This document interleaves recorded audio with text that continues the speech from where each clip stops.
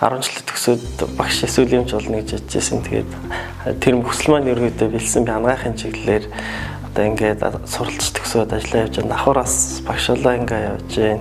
3000 орчим одоо эмзүүч босоод хөтөлбөрөөр одоо төгсөгчнөр төгссөн байна. Тэгэхээр би нэг 70-80% нь хичээл орсон байх гэж бодож байгаа шүү. Амарцгаан уу, намайг Бадамжава Ерөнцөн гэдэг эмзүүч мэргэжилтэй эмзэн ажиллагааны их сургуульд одоогоор эмийн технологийн нийгмийн эрхлэгчээр ажиллаж байна. За эмзэн ухааны доктор, дэд профессор эм зэрэгтэй багш байгаамаа. 2006 онд Монстед сургууль нэртэй байхад төгсөөд тэр цагаас хойш одоо хүртэл эмзэн ажиллагааны их сургуультай ингээ багшлаад байж байна. Нийтдээ нэг 18 жил орчим болж байна уу. Манай сургуульчин 2005 онд анхны төгсөлтөө хийгээд одоо 25 жилээ болгож байна. Би 2 дахь төгсөгч. Эмийн технологийн хэмдээ, эмийн үйлдвэрийн технологи, эмийн технологи 2. За тэгээд эм найруулагчийн хөтөлбөрт, эмийн үйлдвэрийн инженер технологийн хөтөлбөрүүдэд эмийн технологийн хичээлүүдийг орж байна. Багш мэргэжлийг ер нь хамгийн гоё мэргэжил гэж хувьдаа боддог. 10 жил төгсөөд багш эсвэл юмч болно гэж бодчихсон. Тэгээд тэр хүсэл маань ерөөдөө бэлсэн би анагаахын чиглэлээр одоо ингээд суралцж төгсөөд ажиллаа явж байгаа. Давхараас багшлаа ингээд явж байна. Оюутнуудаа сая хэрчүүч, энерги авдаг тийм мэргэжил гэж хардаг.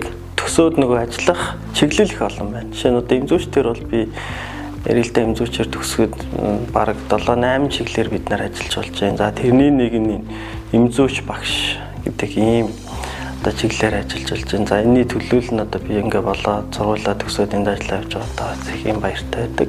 3000 орчим одоо эмзүүч босоод хөтөлбөрөөр одоо төгсөгчнөр төгссөн байна. Тэгэхээр би нэг 70-80% нь хичээл орсон байх гэж бодож байгаа шүү. Тэгэхээр 3000 ч өөрөө яг ийм зүүн салбарт болохоор нэлээд их юм их хөвийг эзлэх хөв байхгүй. Тэгэхээр би ийм зүүн салбарт тухайн салбарын боловсон хүчнийг бэлдээ явж байгаа. Тэрний бас нэлээд хувьд нь ингээд хичээл ороод заавар зөвлөгөө өгөөд ингээм амжилттай төгсөгч нар маань явж байгаа. Энэ одоо хамгийн том бахархал юм болоо гэж хардаг. Манай мэргэжлийн онцлог түрүүн бас өөрөө хэллээ шүү дээ, тий. Маш хариуцлагатай байх хэрэгтэй гэдэг, тий.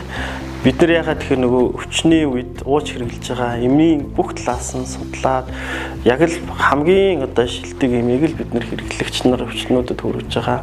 Тэр хүмүүс бидний энэ одоо бүтээсэн зохион бүтээсэн эмийг уугаад эдгэн гэдгийг мэтгэл үнэмшлийн бид нар хариуцаж дааж яг ёс зүйтэй бид нар эмийн үйлдвэрлэлээ, эмийн зөвлөдөг ч юм уу, эмийн бүх чиглэлийн юмнуудыг хийж явах хэрэгтэй.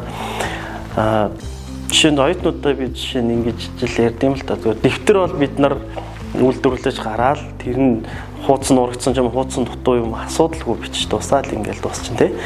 Бид нар эмээ чанаргүй үйлдвэрлээд, буруу үйлдвэрлээд, ёс зүй алдаа ч юм уу мэргэжлийн юм алдаа гаргах юм бол энэ өөрөө явж байгаа маш том хариуцлагын ийм асуудал болно. Тийм учраас бид нар бүх талаараа хувь хүн талаасаа, мэргэжил чадвар талаасаа, ёс зүй хандлага талаасаа маш хариуцлагатай байх ёстой гэсэн ийм одоо заавар зөвлөмж сургаалыг их хэлдэг дээ. Тэгээ манай оюутнууд гайгүй ер нь их сайн оюутнууд байдаг. Оюутнуудаараа бас их бахархдаг.